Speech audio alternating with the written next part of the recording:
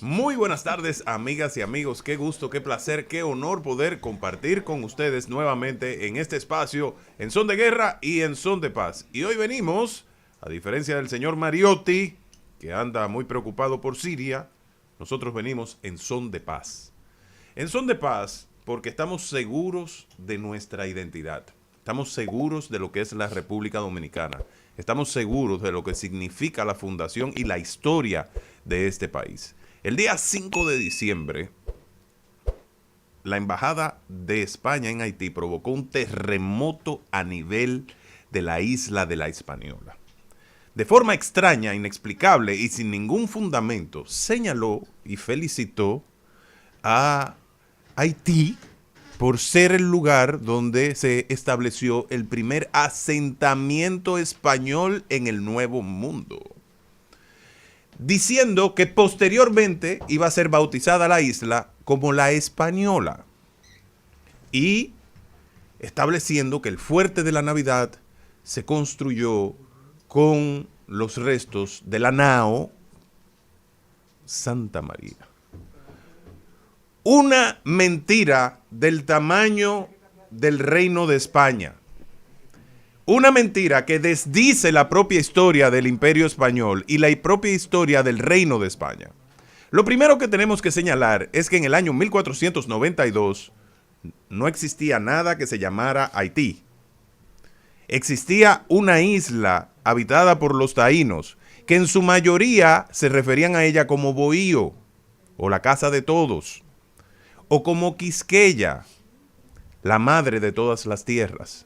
Solamente en una parte de la isla, el denominativo Haití se refería a las tierras altas. El primer asentamiento, y quiero hacer este referimiento porque así como hay un dicho que dice que el que no conoce su historia está destinado a repetirla, el país que no conoce su historia está destinado a desaparecer, por lo cual es un deber de todos los dominicanos conocer cada aspecto fundamental de nuestra historia. Nosotros tenemos el orgullo de ser el primer lugar donde por orden real se estableció el primer asentamiento europeo en el Nuevo Mundo. Se llamó La Isabela y se estableció en el segundo viaje de Cristóbal Colón, donde vino acompañado de más de 17 embarcaciones. Allí se establecieron familias, iglesias, centros culturales y se establecieron instituciones oficiales de lo que sería posteriormente la Capitanía de Santo Domingo, en la colonia de Santo Domingo. Esto es una parte muy importante en la construcción de la identidad nacional. Y hay que saber también cómo se configuró, porque hay muchas mentiras vertidas alrededor de nuestra historia, cómo se configuró la división formal de la isla, que se materializó en el Tratado de Ryswick, que puso fin a la guerra de los 9 años entre los grandes poderes europeos.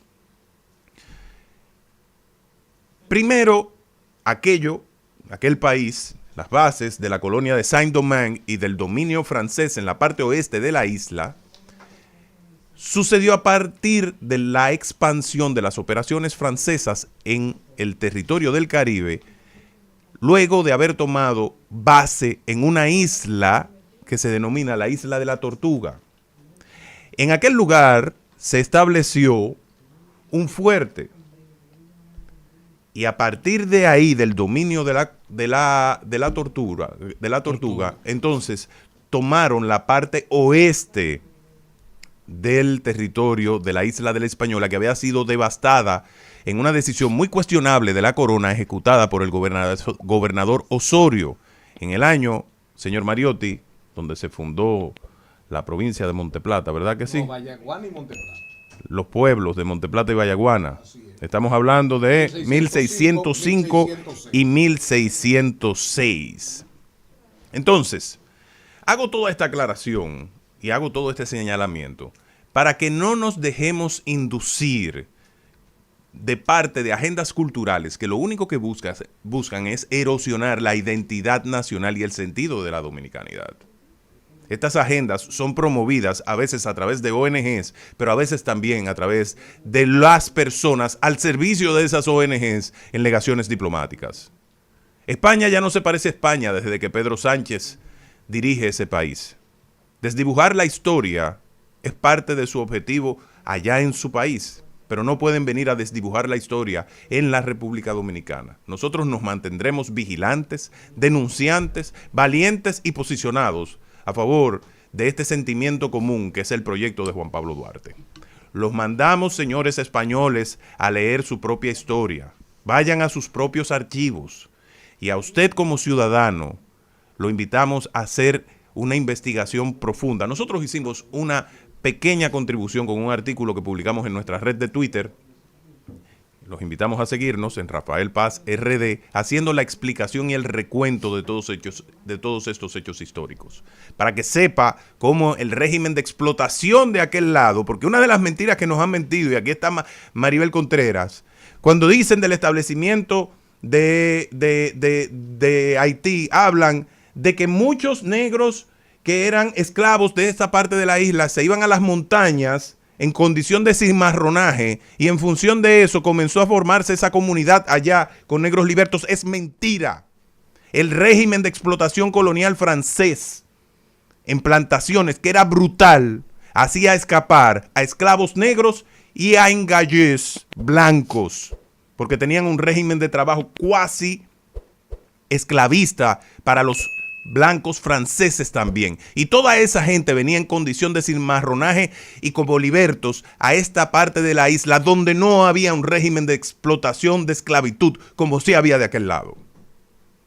Entonces, los invitamos a investigar, a leer, para que se sientan orgullosos de lo que somos. Siempre rechazaremos el racismo y la xenofobia, pero siempre rechazaremos que se nos acuse de racistas o xenófobos, porque un país que fue conformado para ser un crisol de naciones y de identidades como esta, siempre será un país con un pensamiento humanista y abierto.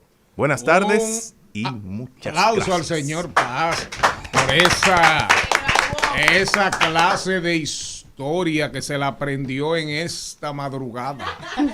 Pero qué bueno, buena botella. ¿De qué es? ¿De tequila? ¿Usted sabía?